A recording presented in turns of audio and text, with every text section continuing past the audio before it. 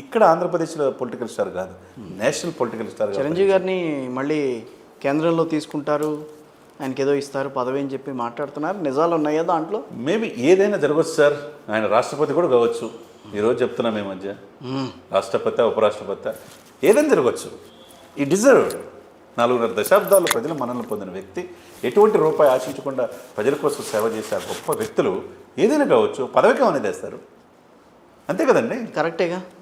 కరెక్టే కదా. అంటే ఇన్ని మాట్లాడుతున్నారు, అసలు తెలుగుదేశం పార్టీలో ఎక్కడా కూడా మీకు పొరపచ్చాలు ఏం కనిపించలేదా? అంటే పార్టీ పరంగా వాళ్ళు ఇచ్చిన ఇవేంటి మంత్రి పదవులు కానీ, లేకపోతే వాళ్ళు ప్రస్తుతం వ్యవహరిస్తున్న తీరులో కానీ ఈ 1 monthలో ఎక్కడ కనపడ ఎవరైనా ఒకడైనా మాట్లాడుతూ చూసారు?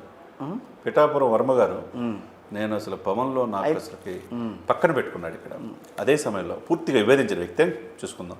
చివరికి చాలా కీలకమైన మంత్రులు కూడా ఇస్తారన్నారు, ఎమ్మెల్సీ కూడా ఇవ్వలేదు. ఇస్తారు, ఈ రోజు కాకపోతే రేపు వస్తుంది. ఏమైంది? టైం ఉంది కదా సార్, 1 month కదా.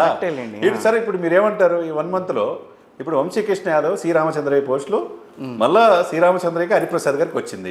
ఒక జర్నలిస్ట్గా చెప్పండి, ఒక ఎవరైనా ఏ నాయకుడైనా తనతో పాటు తన సెక్రటరీగా ఏదో పొలిటికల్ సెక్రటరీగా ఉండాలని కోరుకుంటాడు. ఎంతో శాలరీ ఇస్తారు, అలా ఉంటుంది. కానీ ఒక ఎమ్మెల్సీ ఇవ్వాలన్న ఆలోచన వస్తుందా?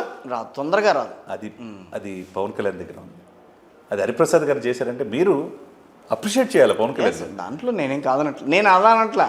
టీడీపీ నుంచి మీకు ఎక్కడా కూడా, టీడీపీలో జరుగుతున్న పరిణామాలు ఎక్కడా కూడా మీరు ఎవరు మాట్లాడలేదన్న ఆలోచన నేను ఏం మాట్లాడలేదు. ఏంటంటే ఈ రోజున ఈ ప్రభుత్వం అస్తవ్యస్తమైన ఆంధ్రప్రదేశ్ వ్యవస్థను గాడిలో పెట్టాలి అంటే కొన్ని పట్టుబిడుపులు ఉండాలి, కొన్ని వర్క్ డిస్ట్రిబ్యూషన్స్ ఉండాలి, సమ ప్రాధాన్యత ఇవ్వాలి.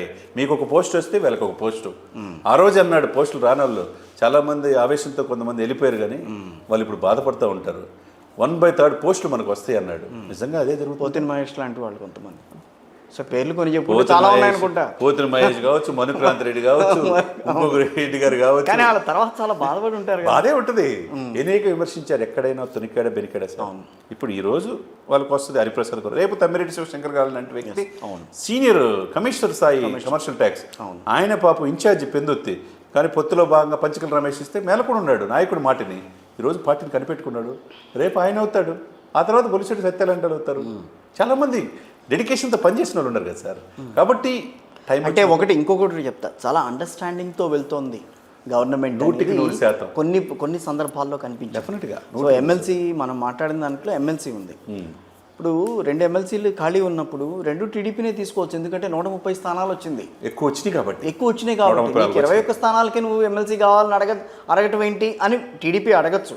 కానీ ఆ ప్రస్తావనలు ఎక్కడా రాకుండా అటు ఒకటేమో వీళ్ళకి ఒకటి టీడీపీకి పెట్టుకున్నారే, అది కొంచెం చాలా మంచి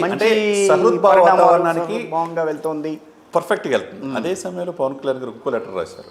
విప్పులుగా బొమ్మిడి నాయక నర్సాపురం, తర్వాత రైల్వే కోడరు తనకి వీళ్ళిద్దరికి ఏమని చెప్పి అడిగారు. అంటే చూడు ఎంత ఆహ్లాదకరమైన వాతావరణంలో వాళ్ళ మధ్య ఉన్నది. అంటే ఆయన మాట వింటున్నారా, లేకపోతే చంద్రబాబు నాయుడు గారి మాట వింటున్నారా? ఇక్కడ ఎవరైనా సరే, అంటే ఆయన సుప్రీమా ఈయన సుప్రీమా అనేది అందరూ సరి సమానమే. ఇక్కడ నా వెనక పవన్ లేడు, నాతో ఉన్నాడన్నాడు. అవును. అదే విధంగా ఇద్దరిని ఎంత అన్యోన్యమైన ఇది ఉందంటే తండ్రి కొడుకుల్లాగా పరిపాలిస్తున్నారు. ఈరోజు ముచ్చటేస్తుంది. వీళ్ళు దశాబ్దం పైన ఉండాలనే కళ పవన్ గారిది. నిజంగా దశాబ్దం ఉంటారని అనిపిస్తుంది. Way of decisions. ఛార్జీ తీసుకున్న తర్వాత తిరుమల నుంచి వచ్చిన తర్వాత 6 సంతకాలు పెట్టాడు చూసారు ఆ రోజే. అవును. 16,000 డిఎస్సి ఉద్యోగులు కావచ్చు, తర్వాత ల్యాండ్ టైటిల్ యాక్ట్ రద్దు చేయడం కావచ్చు, లేకపోతే అన్నా క్యాంటీన్లు పునరుద్ధరించడం కావచ్చు, వాళ్ళకి పెన్షన్స్ 4,000 నుంచి 6,000 పెంచడం కావచ్చు. ఏరియర్స్ కూడా 7,000 వచ్చినాయండి ఒక్కొక్కరికి. అవును. మీరు ఎక్స్పెక్ట్ చేశారా? మరి ఎన్ని కూడా ఏంటి స్కిల్ సైన్సెస్ ఇవన్నీ పెట్టాడు. ఒకవైపు పోలవరం మీద కాన్సన్ట్రేషన్ చేస్తున్నారు, ఒకవైపు అమరావతిని లైన్లోకి తీసుకొస్తున్నారు. ఇన్ని చేస్తున్నప్పుడు మనం సఫిషియెంట్ టైం ఇవ్వాలి. ఒక నెలకే ఇదేం కాదు, 2 సంవత్సరాలు టైం ఇవ్వాలి కదా వీళ్ళకి కూడా. సరే, ఇప్పుడు అంతా కొంచెం రాజకీయంలో కొంచెం హాట్ టాపిక్స్కి వెళ్తే పెద్దిరెడ్డిని కూడా లేపండి అని అంటున్నారు. ఎవరైనా ఏంటి అంత సార్ అంత కక్ష కట్టుందేంటి? కక్ష కట్టు వారంపూడి వ్యవహారం ఏం చేస్తున్నారని తెలిసిపోతుంది. అఫ్ కోర్స్ అవినీతి ఉంటే జరిగింది. ఇక్కడ పెద్దిరెడ్డిని కూడా లేపండి అని మాట్లాడుతున్నారు కదా. లేపండి అని మాట్లాడుతున్నారు అంటే ఐ మీన్ పెద్దిరెడ్డి తనకున్న హయాంలో ఎంత అరాచకం చేశాడనేది తీస్తున్నారు. చివరికి నేను తిరుపతిలో జనసేన కార్యకర్తలు మిగతా వాళ్ళంతా వెళ్ళి ఇల్లు అక్రమంగా రోడ్డు కూడా బ్లాక్ చేశాడని ధర్నా చేశారు. అవును. అదే సమయంలో రెడ్ శాండిల్స్ అనేది పెద్దిరెడ్డి సాక్షాత్తు డిప్యూటీ సీఎంఏ మాట్లాడాడంటే పిఠాపురంలో పెద్దిరెడ్డిదా అయితే చెక్ పోస్ట్ దగ్గర పోనండి మిథున్ రెడ్డిదా అయితే పోనండి అని పంపించేశారు. నేపాలకు తెలియదు కదా, ఇది నా దగ్గర ఉంది ఇప్పుడు ఫైల్ అన్నాడు. అంటే ఏ ఎవిడెన్స్ లేకుండా పవన్ కళ్యాణ్ గారు మాట్లాడతారని అనుకుంటున్నారా?